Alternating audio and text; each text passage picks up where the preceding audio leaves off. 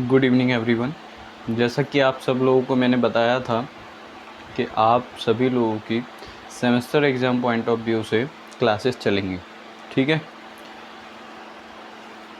तो डिले तो हुई, कोई दिक्कत नहीं है। वॉइस का होप सो अब तो दिक्कत नहीं आएगी आप लोगों को, ठीक है, क्योंकि माइक वगैरह सब आ गया है। तो अभी शुरुआत करते हैं। जैसा कि मैंने प्रीवियस वीडियो में जो पार्ट 1 बनाया था, पार्ट 1 आपको प्रोवाइड कराया था QSB का। अभी पहले टॉपिक लेके चलते हैं QSB, ठीक है। तो QSB का जो पार्ट 1 बनाया था मैंने, वो थोड़ा सा क्या था कि PDF स्क्रीन रिकॉर्डर से बनाया था, तो वो ज़्यादा अच्छे से मैं सेटिस्फाई नहीं हुआ।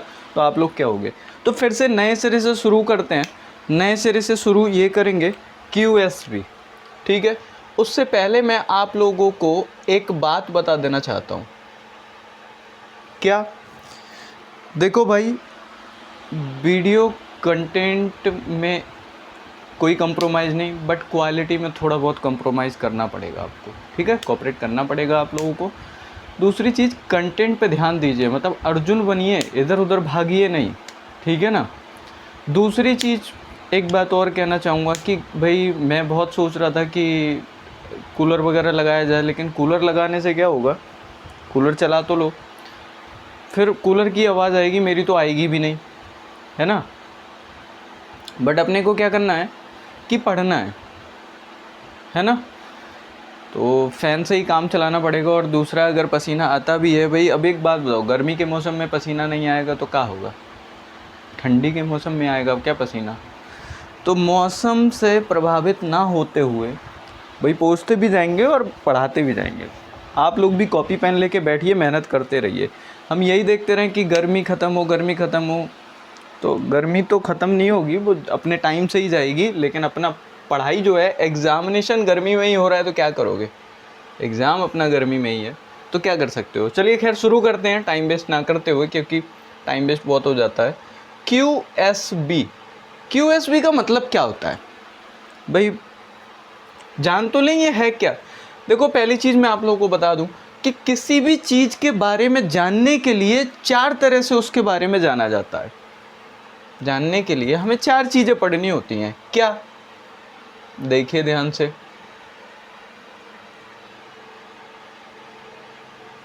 कौन कौन सी। पहला, कि वो चीज़ है क्या, और क्यों उसको बनाया गया, या क्यों हम इसको पढ़ रहे हैं। अगर यूं कह लें कि हम क्यों पढ़ रहे हैं, वाई। और तीसरा क्या है कि ये कब बना, सॉरी, ये कब बना, और इसको कैसे पढ़ा जाएगा या कैसे बनाया जाएगा, ठीक है, कैसे इसका प्रोसेस होगा। पांचवा एक आ जाता है वेयर, कहाँ हुआ।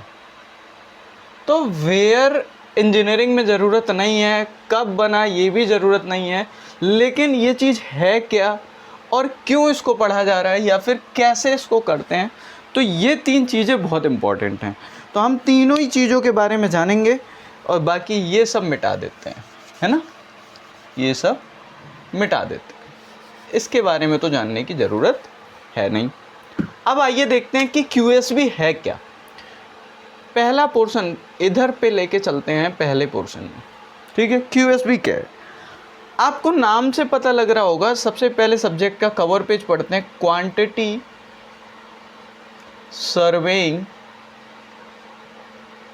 And valuation.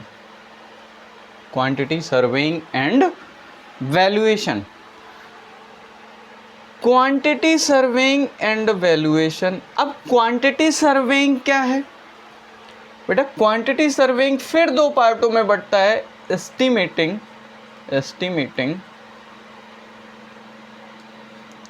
एंड कॉस्टिंग, ठीक है, कॉस्टिंग। अब एस्टिमेटिंग क्या होता है कि आइटम्स की क्वांटिटी निकालना, वो एस्टिमेट कहलाती है। और उन्हीं का अगर उस आइटम की क्वांटिटी को, ये तो आइटम क्वांटिटी हो गया,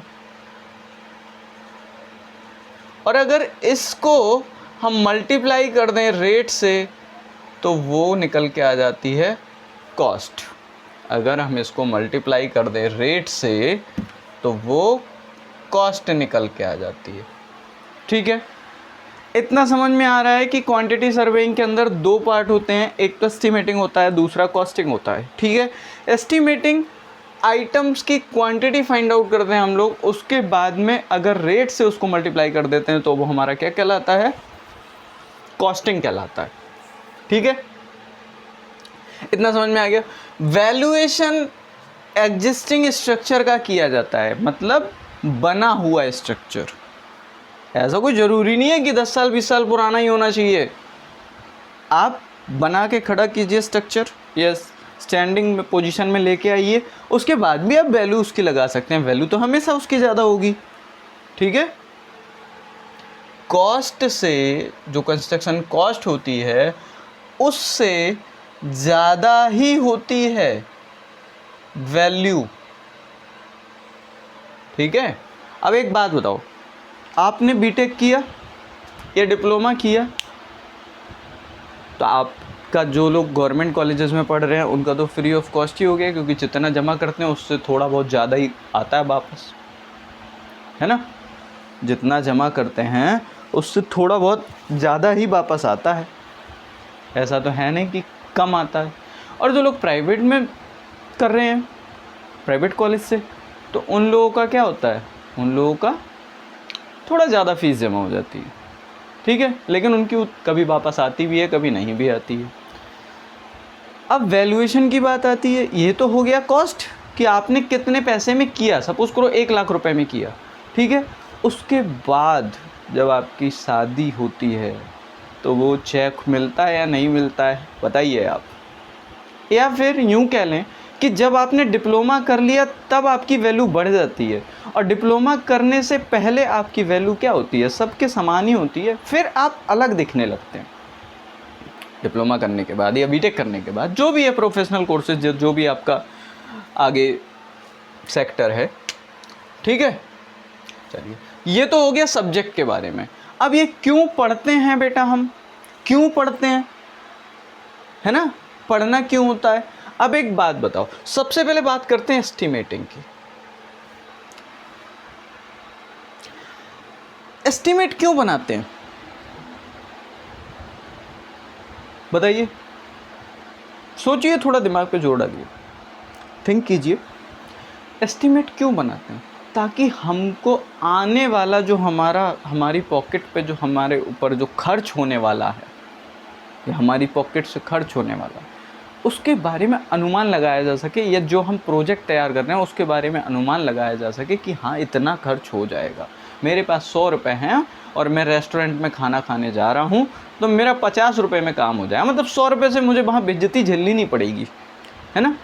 पता लगा अगर खाना आपने खा लिया या कोई भी चीज़ खा ली तो वो 120 रुपये का बिल बना वहाँ पे रेस्टोरेंट में जाके, तो फिर 20 रुपये के लिए क्या बर्तन धोलोगे, बर्तन थोड़ी धुलोगे, है ना। तो बस बजट का पता लग जाता है, ठीक है। उसके बाद कैसे पढ़ते हैं, कैसे करते हैं, ये सब अभी आप लोग आगे चैप्टर्स में देखेंगे, ठीक है। इसको फिलहाल मिटा देते हैं, इससे मिटने में नहीं आ रहा है, इसको फिलहाल मिटा देते हैं।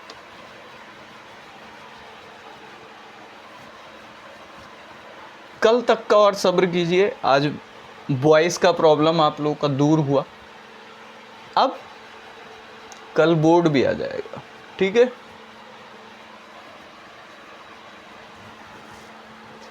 मैंने प्रीवियस ईयर्स पेपर्स से आप लोगों के क्वेश्चंस फाइंड आउट कर लिए, बुक में मार्क कर लिए, एक जगह लिख लिए। तो टॉपिक वाइज चलेंगे, चैप्टर वाइज, ठीक है। टॉपिक वाइज पढ़ते चलेंगे, फर्स्ट चैप्टर में जितना भी है वो सब कवर अप करते चलेंगे। पेन पेपर लेके बैठिए, पेन पेपर ना भी हो तो फिर भी बस ईयरफोन लगा लिया कानों में और घूम रहे हैं, ठीक है। मतलब इतना अच्छे से आपको कोई दिक्कत ही नहीं है। उसके बाद बट बुक से एक बार आप पढ़ोगे ज़रूर और एक बार लिखो, एक बार लिख लो और एक बार पढ़ लो, याद हो गया, गारंटेड। ठीक है ना? चलिए,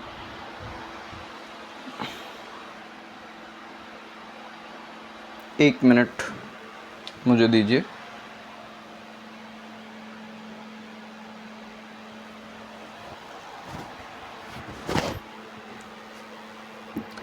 चलिए शुरू करते हैं। सबसे पहला क्वेश्चन आप लोगों का क्या था? प्रीवियस ईयर सॉल्व पेपर जो लोग लेके बैठे होंगे, सबसे पहला क्वेश्चन क्या था? प्राक्कलन क्या है, या what is estimate and purpose of estimate. ठीक है, यह प्राक्कलन के उद्देश्यों के बारे में बताइए। ठीक है, तो सबसे पहले पढ़ते हैं एस्टीमेट। मतलब इसमें दो तरह से क्वेश्चन एक ही है, लेकिन दोनों तरह से। अभी जैसे मैंने बताया था कि एस्टीमेट कोई भी चीज़ क्या होती है और क्यों उसको किया जाता है या क्यों बनाया जाता है।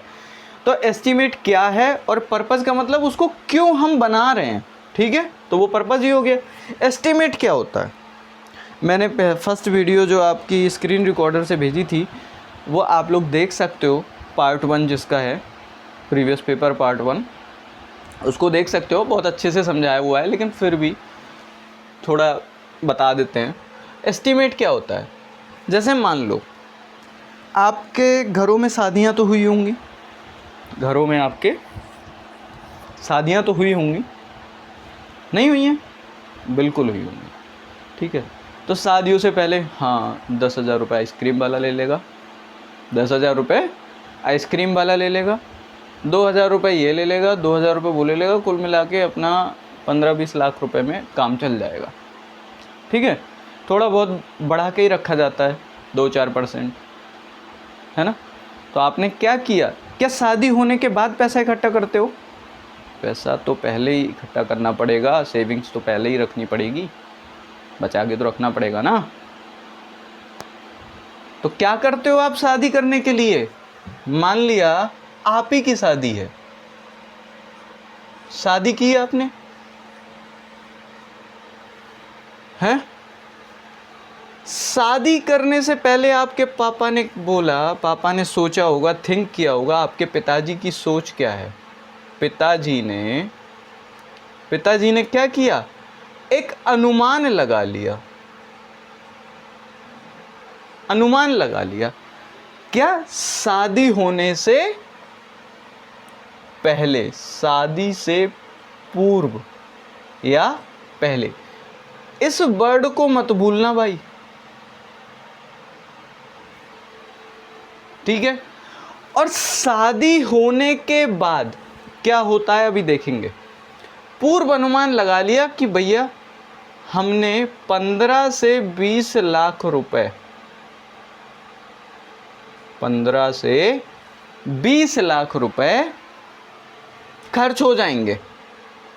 अब आप कहोगे सर हम तो लड़के हैं तो हमारे तो पैसे खर्च होंगे नहीं, लड़की वाले के पैसे खर्च होंगे।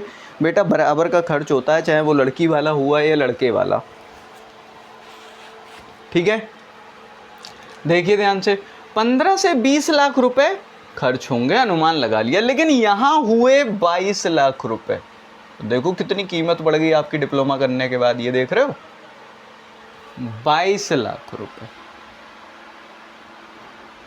बेटा ये जो वैल्यू होती है, ये जो कॉस्ट होती है, ये होता है एस्टीमेट,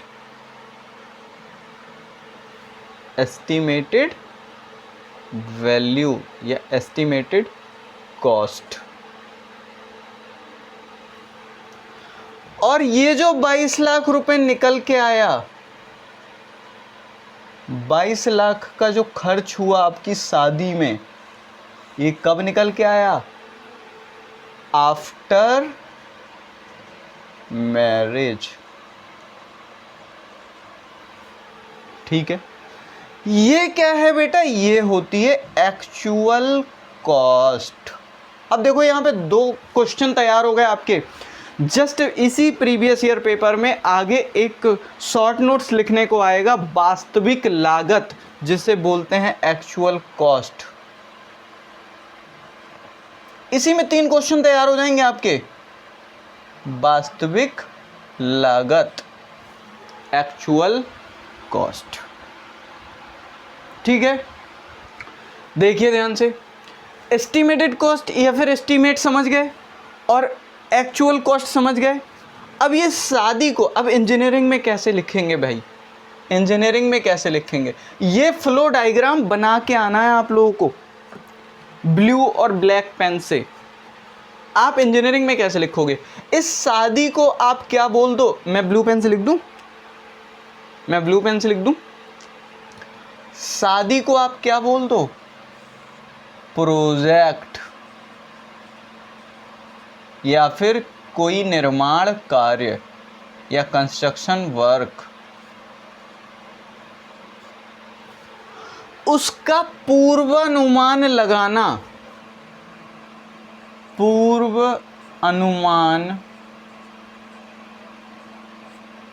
लगाना क्या कहलाता है, एस्टीमेट, या फिर यूं कह लें प्राक्कलन कहलाता है। ठीक है, और जो बाद में ये कंस्ट्रक्शन वर्क कंप्लीट होने के बाद, कंप्लीट होने के बाद फाइनल अमाउंट क्या कहलाता है, एक्चुअल कॉस्ट या फिर वास्तविक लागत। तो यहाँ पे 3 क्वेश्चन कवर हुए आपके, एक तो एस्टीमेट क्या है वो कवर हो गया, और ये फ्लो डायग्राम बना के आएंगे आप। ये फ्लो डायग्राम अगर एस्टीमेट पूछा हुआ है तो इतना फ्लो डायग्राम बनाना है। ध्यान से देखिए, अगर केवल एस्टीमेट क्या है तो इतना फ्लो डायग्राम, और अगर एक्चुअल कॉस्ट पूछी है तो पूरा का पूरा फ्लो डायग्राम बना के आएंगे। ठीक है, एक्चुअल कॉस्ट आगे अभी बताऊंगा मैं कि एक्चुअल कॉस्ट क्या होती है, आएगा क्वेश्चन। ठीक है, एक्चुअल कॉस्ट अगर आपसे पूछी गई है, वास्तविक लागत, इसी पेपर में पहले ही पेपर में आपकी वास्तविक लागत दे रखी है, तो उस वास्तविक लागत पे अगर आपका पूछा गया है क्वेश्चन तो आप पूरा का पूरा फ्लो डायग्राम। अब देखिए थियोरेटिकल पेपर में फ्लो डायग्राम कैसे बना के आए सर, देखो डेफिनेशन से बना दिया ना मैंने, और यही डेफिनेशन आपकी बुक में लिखी हुई है, चाहो तो चेक कर लो। समझ गए? थोड़ा वीडियो की लेंथ देखने दीजिए, ज़्यादा बढ़ गई तो अपलोड करने में दिक्कत होगी मेरे को, बस। हाँ अभी है, हो जाएगा, एक क्वेश्चन और हो जाएगा इसमें, एक क्वेश्चन और हो जाएगा। चलिए इस करते हैं, एक क्वेश्चन और करते हैं। भाई गर्मी पे ना जाइए, गर्मी तो लगेगी। फिर इसको प्रभावित करने वाले कारक, इसको प्रभावित करने वाले कारक,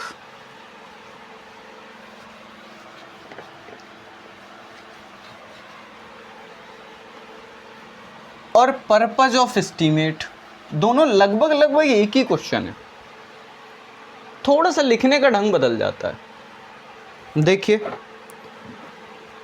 पूछा गया एस्टीमेट क्या है, वास्तविक लागत समझ गए।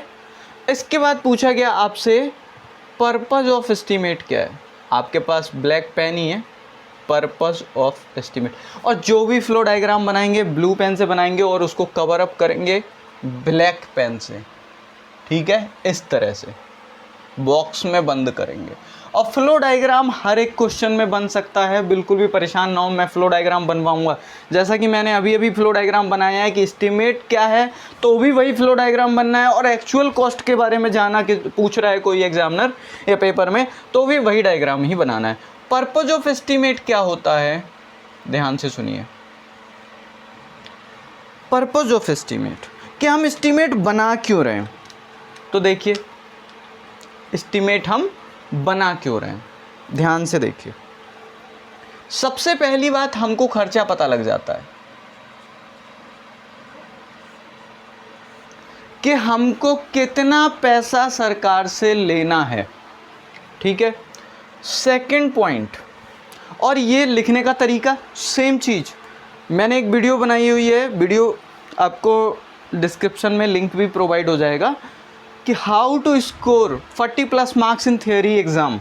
ठीक है, या मैक्सिमम स्कोर कैसे कर सकते हैं थियोरी एग्ज़ाम में, वो भी आपको मैंने वीडियो बनाया हुआ है, वो लिख लेना, देख लेना, उस मेथड को अपनाइए, नंबर कोई काट ही नहीं सकता। ठीक है, खर्च हो गया। फिर आता है मटेरियल या सामग्री, tools and plans TNP, labour and time. Third point आता है स्पेसिफिकेशन,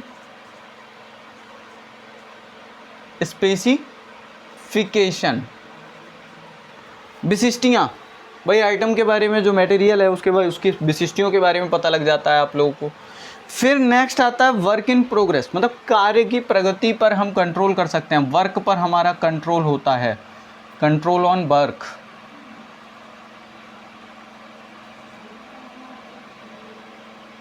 या फिर यूं कह लें कि वर्क इन प्रोग्रेस।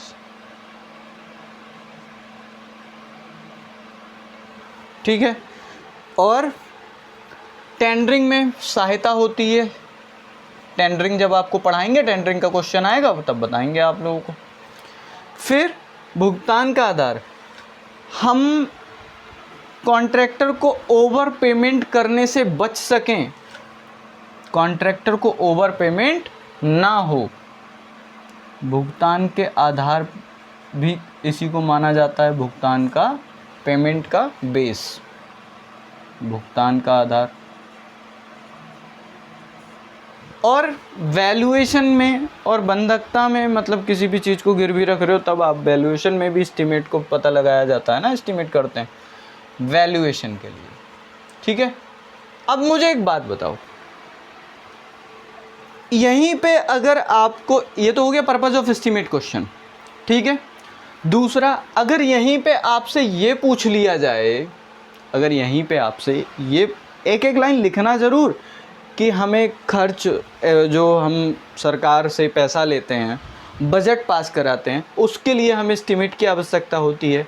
मटेरियल की क्वांटिटी के पता लग जाता है, उसकी स्पेसिफिकेशन के बारे में पता लग जाता है, वर्क पे हम कंट्रोल कर पाते हैं, टेंडरिंग में जो आपकी निविदाएं आमंत्रित होती हैं उनके बारे में हम लोगों को पता लग जाता है।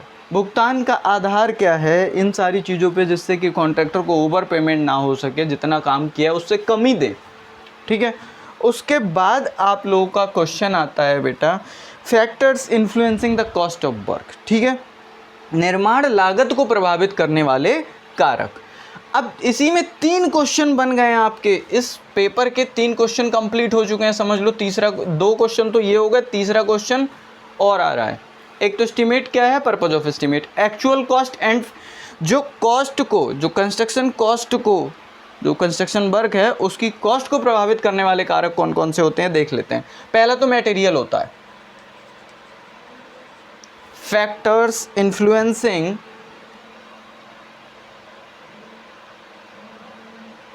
फैक्टर्स, क्वेश्चन है ये,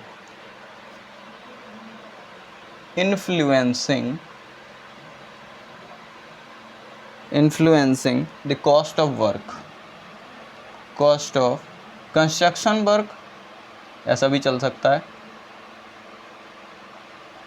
कंस्ट्रक्शन वर्क। ठीक है, मटेरियल हो गया। दूसरा क्या है, carriage, transportation,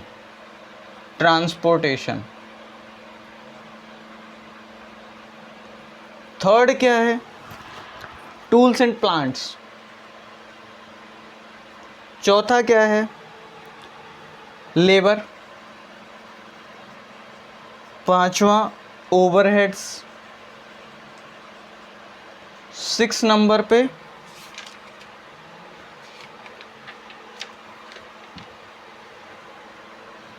construction site.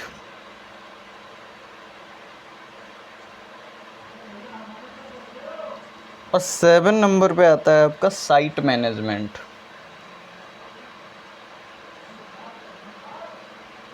Site management आता है। फिर देखिए material, transportation, TNP, labour, overhead. देखिए TNP यहाँ पे भी मैच कर रहा है।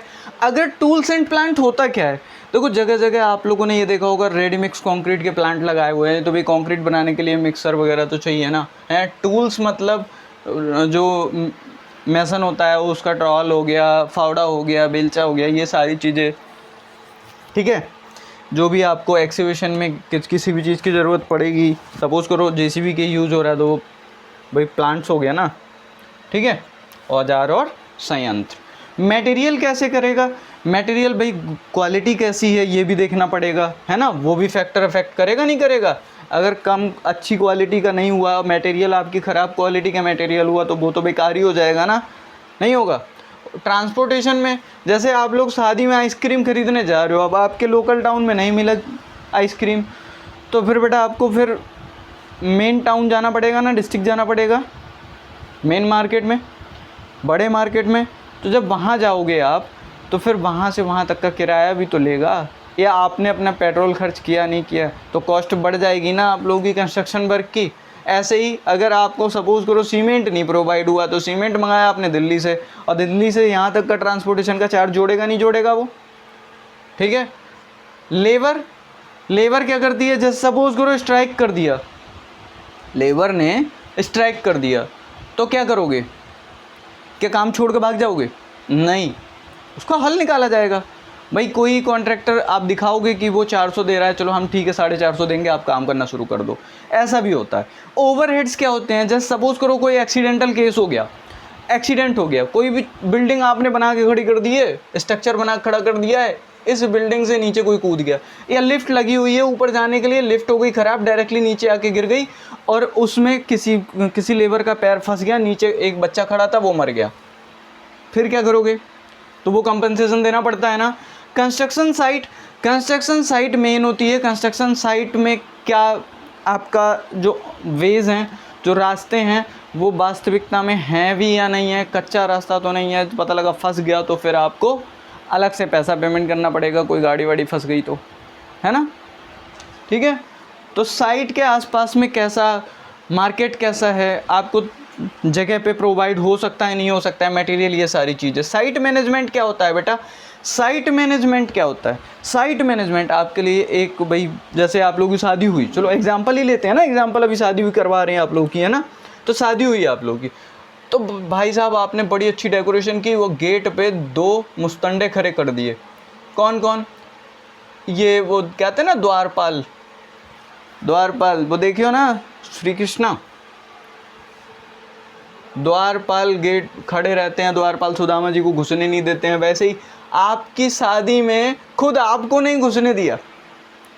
अब भाई नॉर्मल कपड़े पहन के जाओगे तो कौन पहचानेगा आप दूल्हे हो, या दुल्हन को रोक लिया ऐसी बस मस्ती में, बोले तब तक भूख लग रही है भाई, कपड़े चेंज करके खाना खाएं, है ना, तो भूख लग तो ऐसा लोग करते हैं, आप लोग करोगे, हाँ चलो ठीक है, जब बुलाओगे तब देखेंगे, पहली बार बुलाओगे नहीं, हाँ पता है, ठीक है ना।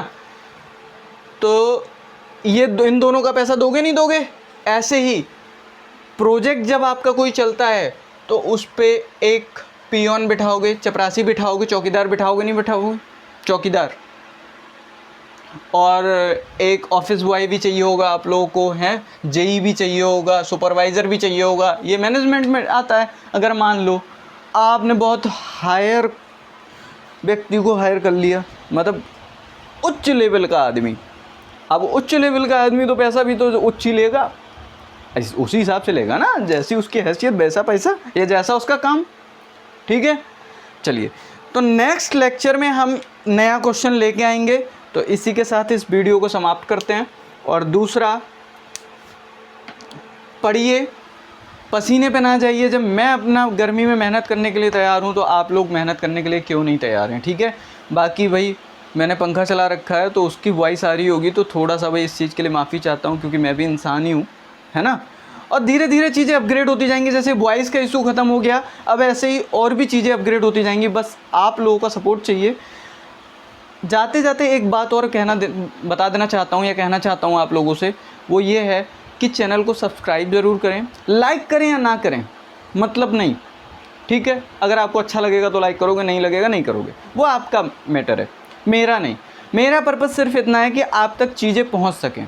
क्या जब तक आप चैनल को सब्सक्राइब नहीं करोगे, बेल आइकन प्रेस नहीं करोगे, तब तक आप लोगों के लिए अब मैं हर एक वीडियो प्रोवाइड थोड़ा करता रहूँगा। जो लोग मेरे टच में हैं उन लोगों को तो भेज सकता हूँ, लेकिन ऑल ओवर यूपी मेरे पास नंबर थोड़ी है किसी का, है ना। आप लोग फेसबुक पे भी मैं हूँ, ठीक है, मेरा नाम सचिन कुमार है, सचिन कुमार, ठीक है। फेसबुक आपको इस नंबर से मिल जाएगा 7900475641, फेसबुक नंबर है, ठीक है, फॉलो कर सकते हो। दूसरा 6395465641, ये मेरा व्हाट्सएप नंबर है। आप लोग किसी भी कैरियर काउंसलिंग से रिलेटेड आप लोग मुझसे कोई भी क्वेश्चन पुटअप कर सकते हो, व्हाट्सएप नंबर है, ठीक है। और बाकी इंस्टाग्राम पे भी मैं हूँ, मेरा नाम सचिन कुमार है, सचिन कुमार नाम से भी मेरा फ़ोटो लगा होगा, ठीक है, डीपी लगा रहता है, तो इंस्टाग्राम पे भी मुझे आप फॉलो कर सकते हो। और जो आपको पीडीएफ या कोई भी नोट्स है या फिर कोई भी एक्स्ट्रा चीज़ है, नोट्स हालांकि अभी प्रोवाइड मैं करूँगा नहीं, नोट्स मैं प्रोवाइड करूँगा आपके SSC JE point of view से, वो जुलाई से जब अपना नया बैच शुरू होगा तब देखेंगे, जुलाई के फर्स्ट वीक से, ठीक है। अभी नोट्स प्रोवाइड करने का कोई मतलब भी नहीं है, आप लोगों के पास सफिशिएंट बुक्स हैं, बुक से अच्छा कोई टीचर नहीं है। दूसरा, जेई सिविल क्लासेस के नाम से मेरा टेलीग्राम चैनल है, उसको आप ज्वाइन कर सकते हो, टेलीग्राम चैनल, ठीक है। Okay, thank you so much guys.